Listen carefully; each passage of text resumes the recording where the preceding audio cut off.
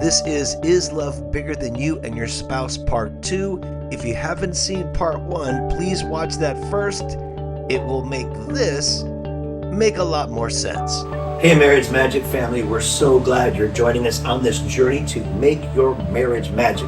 You have set yourself apart from the crowd because you're doing something by participating with us on this Marriage Magic channel to make your marriage better. And that's what we need in this world. Most people are going through the motions and they're not doing anything about it. And the bottom line is marriage requires attention. Marriage requires love. We got to give some love to our relationship, right?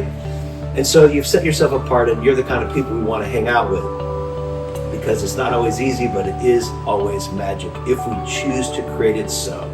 And also, on that note, if in your relationship you're ready to make it something more, then right now, right here, you can download for free what Christy and I call our Marriage Magic Reset. It's just 2 pages, a PDF file for free. You can download, put it in your closet, put it in your car somewhere, put it somewhere you can read it. It's something you can do with your significant other or just by yourself and watch their reaction as you begin to change. It's fun, or do it together.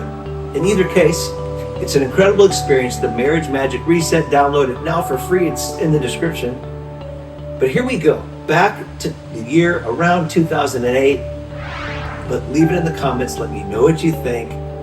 So right now, join me in the time machine of love. This is Love Bigger Than You and Your Spouse Part 2.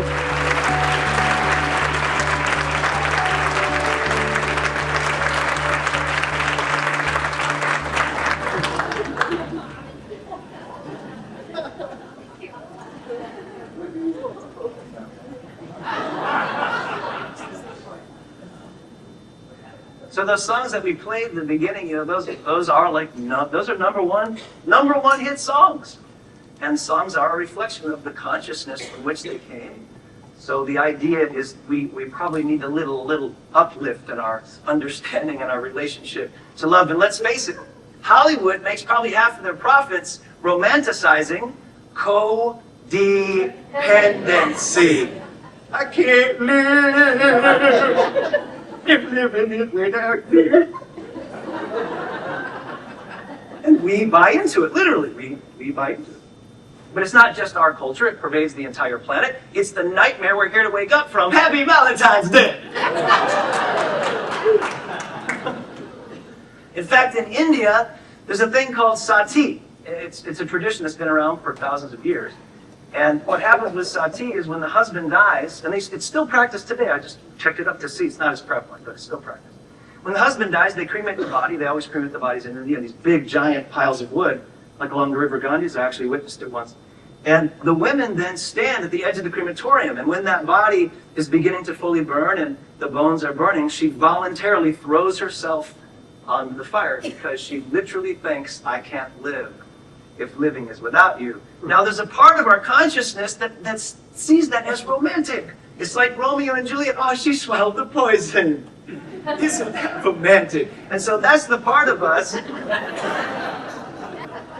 Oh, I can't live. That's the part of our consciousness and our relationship to love that we need to heal, that we need to change, that we need to lift up to a new vibration. Because let's face it, in our culture, we regularly do the same thing for much less. People commit suicide from Dear John and Dear Jane letters. And let's face it, every single one of us in this room has at one time or another, and probably will again, commit to one degree or another emotional sati. Emotionally throw ourselves on the coals.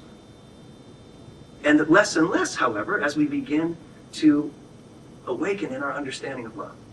So of all the songs that we played in the beginning, one of them I consider to be actually a fairly enlightened song. Can anybody think of which one? Yeah, baby. Who said that? Tana, you didn't say that.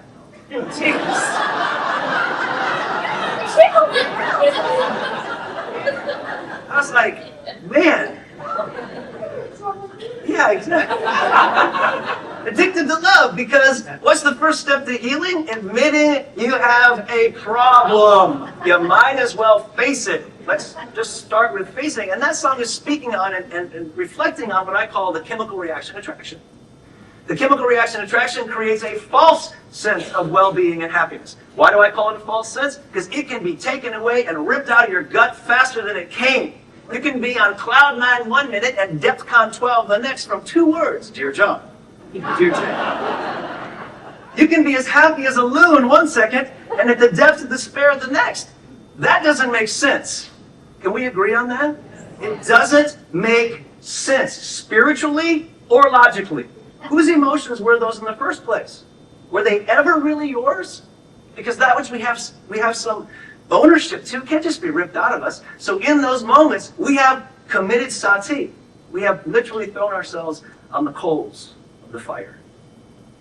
I would say the single one emotion, the single human emotion that caused the most pain of any emotion is love. Happy Valentine's Day. But the chemical reaction attraction has a profound purpose. It serves a holy purpose. You see, we are wired up to wholeheartedly jump into, volunteer for the most complex, confusing workshop the universe has to offer. We just walk right in. Because of the chemical reaction attraction, the workshop of love. What we're here to do, I believe, is literally to step into, to enroll to the workshop of love. That's what we're all doing. And the journey we're on is to walk up, take one new step to the next, higher and higher and higher in our understanding of love, up the steps until we find ourselves face to face with love in a mirror. Now, some would say that we arrived here that way as children. If that's the case, then we fell down the stairs, got bruised on the way, and hit the bottom. But that's actually the holy reason we're here. Right now, I'm gonna lay it on you. People often want to, what's the meaning of life? I'm going to say it. This is a big boat. Here it is. Why are we here? What's the meaning of life? What's the purpose? Well, this is it. We are all here. To find out, join us in Is Love Bigger Than You and Your Spouse Part 3.